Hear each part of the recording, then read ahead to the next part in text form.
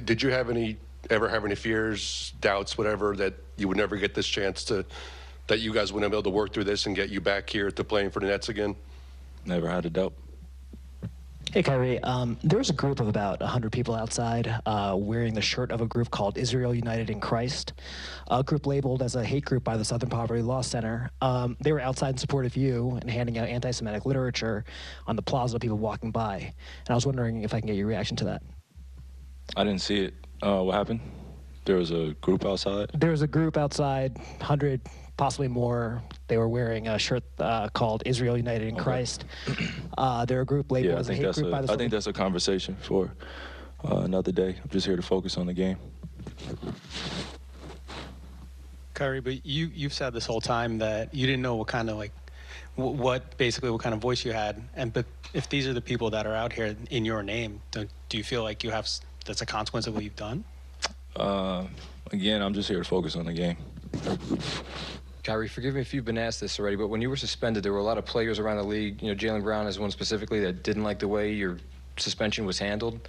I'm just curious if you ever thought about filing a grievance or exploring those avenues at all. I got to leave that to my legal team and leave it to the warriors I have around me.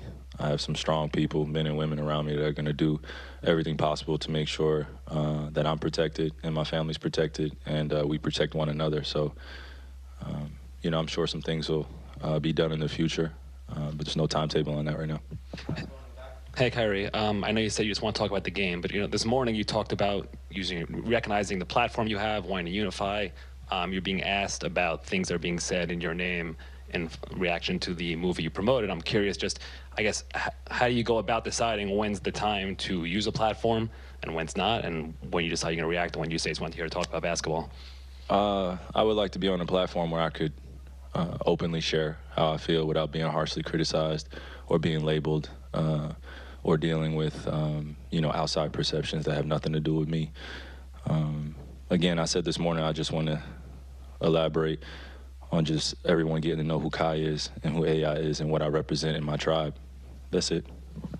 They just can't let it go. They keep asking him over and over about his suspension. They're trying to get him to say the wrong thing, to slip up, so that way they can get him in more trouble and create a false narrative. If they really wanted to stop anti-Semitism, they would stop asking Kyrie about these things. That hate group that was outside, they wouldn't say a word about it. They would let it go, they would talk about basketball, but instead, they want to keep pushing that narrative. They're the real ones that are promoting hate. They say that Kyrie's the one that's doing all this. All he did was one tweet, he deleted it, he apologized, he's back on the court now, let's move on. But no, why don't they ask him real questions? Whatever happened to journalism, instead of just waiting for a guy to say the wrong thing so you can end his career? I just don't get how you can take Kyrie's actions and the media's actions and look at Kyrie as the toxic one. It doesn't make any sense. He's the one that said he respects all walks of life. He's the one that's apologized, donated, been there for everybody, trying to clarify his stance.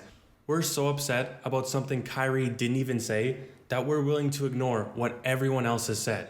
We're ignoring Charles Barkley calling him an idiot. We're ignoring the media plastering him on everything, making him out to be a villain. We're ignoring Shaquille O'Neal saying that movie was horrible, but then having it in his own theater. We're ignoring Amazon and the fact that they reviewed the movie and agreed to keep it on the platform. Without any rational thought, we pick and choose who we're mad at, and it has nothing to do with who's actually causing the hate. If it did, we'd be mad at Nike for having slave labor to make their shoes, but instead, they're the ethical ones. They're the moral ones. These people only care about money. They don't care about morals. They don't care about what's anti-Semitic and what's not. All they care about is protecting their brand. And right now, Kyrie is bad for business, so they're trying to exile him. But let me know in the comments what you guys think. Leave a like if you enjoyed this video and subscribe for more NBA content just like this. And I will see you in the next upload.